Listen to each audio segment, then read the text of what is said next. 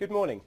Well, certainly some big themes that we're looking at on Friday. Certainly the equity market in the US has pushed up a little bit higher. We've seen some good gains coming through in the energy sector, and certainly when you see the price of WTI and the price of Brent up about 4%, from where we closed on Friday here in Australia, you know there's going to be good times in Australia for the energy space. Certainly a lot of short covering coming through that space. A lot of ill will that's been priced into these stocks will certainly be coming out of these markets. If you look at what Baker Hughes said, these guys look at the oil rig counts, and that looks really sort of feeds into the fundamental drivers of energy prices at the moment. We've seen another big move lower in both mainland mainland rigs and also offshore rigs as well, and they've been falling for a number of weeks now. That really suggests that the OPEC, or the failure for OPEC to cut their output numbers, is really playing through into the non-OPEC space as well. The International Energy Agency have actually downgraded or downplayed their view on output going forward for countries like the US, Canada, Colombia and Russia as well by a substantial amount, and that's putting upside bids in it. It suggests that from a market share perspective, the OPEC countries are taking the pain, but they're also picking up market share as well. Schlumberger, one of the big energy plays in the US, talking about potentially supply side things improving and the energy price might start stabilising as well. So we're seeing and we're expecting good gains to come through there. The other big talking point continues to be around the Swiss National Bank. The IMF criticising the move, saying that they weren't consulted. Probably an argument to suggest they never needed to be. There was no reason why the Swiss National Bank needed to contact the IMF.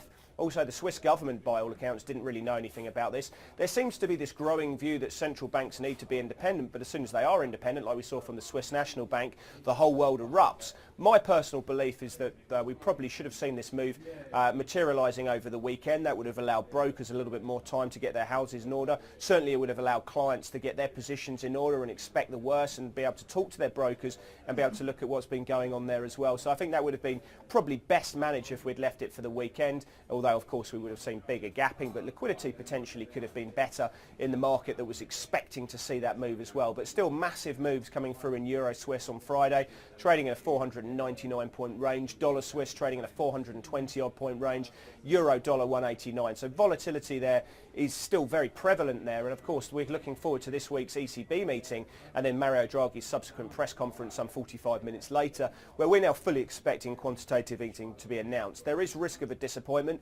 There is risk that euro goes under a sell the rumour, buy the fact. Bonds obviously buy the rumour, sell the fact type thing playing out, with German bonds now trading 47 basis points or so.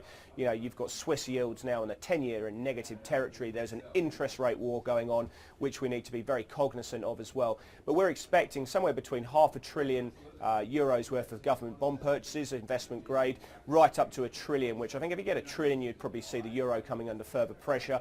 But again, it depends on the rhetoric that comes out from Mario Draghi. Will this be open-ended, i.e. will they continue to buy bonds till they achieve their mandate, which is price stability of around 2%? I don't believe that's going to be the case. I reckon we're probably likely to see a tepid beginning and then a gradual increase, probably to the second half, where we're going to see a much greater percentage of GDP.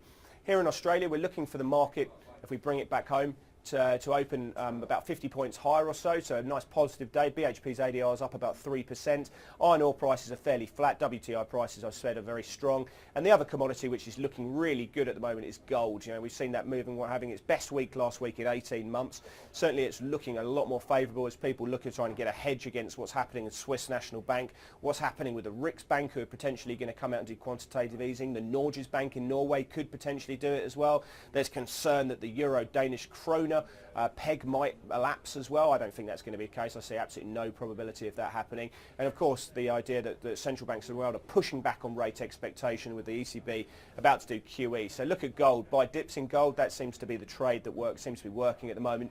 Gold stocks looking really good. Beetle up 100% since December. Newcrest up about 50% since November as well. Those stocks are looking very, very strong. They're the clear momentum play in the Australian market at the moment.